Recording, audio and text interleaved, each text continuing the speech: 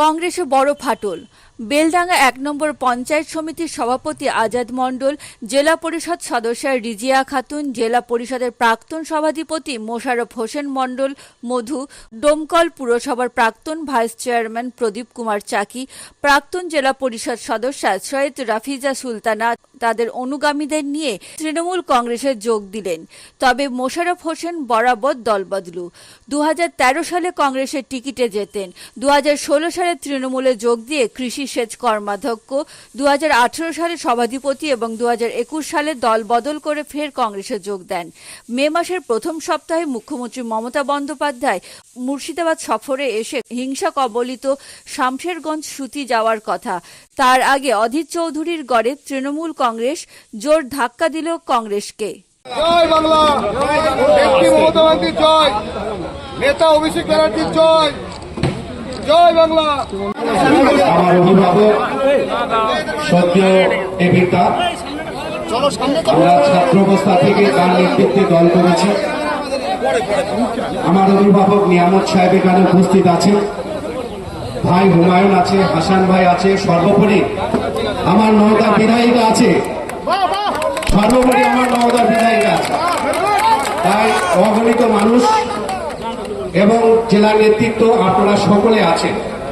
আজকে আমার সাথে যারা সাথ দিয়েছে, আমাদের ভাই আজাদ বেলডাঙ্গা ওয়ার্ড পঞ্চায়েত সমিতির সভাপতি এবং তার সাথে পঞ্চায়েত সমিতির মেম্বার, আমার সাথে সাথ দিয়েছে নওদার রানিং জেলা পরিষদের মেম্বার আমাদের রিজিয়া খাতুন, আমার সাথে সাথ দিয়েছে প্রদীপ চাকি, টাউন ডোমকল টাউন সভাপতি কংগ্রেসের তিনি ছিলেন, আজ থেকে তিনি টিএমসিতে আসলেন। আমার সাথে সাথ দিয়েছে বোন রাফিকা সুলতানা, তিনি ডক্টরেট করেছেন, তিনি উচ্চশিক্ষিত একটা মেয়ে। এই ধরনের অনেকে আজকে আপনারা যারা এসছেন, আপনাদেরকে আগামী দিন ব্লকে একটা সভা করা হবে, সেখানে যোগদান করে নেবে। তারা আমাকে বলেছে, দাদা তুমি ফিরে আসো এবং তুমি মানুষের হয়ে কাজ করো। তাই আমি মমতা বন্দ্যোপাধ্যায়ের হাতকে শক্ত করতে, অভিষেক বন্দ্যোপাধ্যায়ের হাতকে শক্ত করতে এবং তাদের প্রতি আদর্শ আনুগত্য এবং বিশ্বাস ভরসা রেখে আমি তৃণমূল কংগ্রেসে যোগদান করলাম। এটা মানুষের পরিবর্তন, এটা মানুষ পরিবর্তন চেয়েছে যে এখানকার কংগ্রেস বিজেপির সুরে কথা বলে, এখানকার কংগ্রেস মানুষের আন্দোলন নিয়ে কথা বলে না। এক শ্রেণীর দাস অ্যান্ড কোম্পানি, যেটা বাংলা মত জিটি বলা হয়, সেই জিটি দাস কংগ্রেসটাকে চালাচ্ছে বর্তমানে। সেই জায়গায় দাঁড়িয়ে মানুষের প্রত্যাশা পূরণে ব্যর্থ এখানকার কংগ্রেস বিজেপির সুরে কথা বলে। তাই একসময় তৃণমূলে ছিলাম মুর্শিদাবাদ জেলার বিভিন্ন প্রান্তে। বিরোধীরা কথা বলবে, বিরোধীরা তো গোলাপ দেবে না। আর এখানকার যে নেতা, তার অতীত হিস্ট্রিটা আপনারা জানবেন, কখনো নকশাল, কখনো আরএসপি, কখনো ফরওয়ার্ড ব্লক, তারপর কংগ্রেস, কখনো নির্দল। তাই উপরে ঢিল মারার আগে নিজের দিকে তাকাতে হবে যে কে কেমন মানুষ, আর ইট মারলে পাটকেল খেতে হবে। জনসাধারণের কাজ করার জন্য তৃণমূলে আসলাম। কংগ্রেস থেকে আমি কোনো কাজই পেতাম না, কোনো কাজই দেওয়া হতো না কংগ্রেস থেকে জনসাধারণকে আমি কিছু দিতে পারিনি, তার জন্য আমি তৃণমূলে আসা। আমি 2021 সালে নির্দলে দাঁড়িয়েছিলাম, একটু ভুলবশত আমি প্রথম থেকে তৃণমূল, এখনো মনে প্রাণে তৃণমূল, কিন্তু ভুলবশত নির্দলে দাঁড়িয়ে গেছিলাম।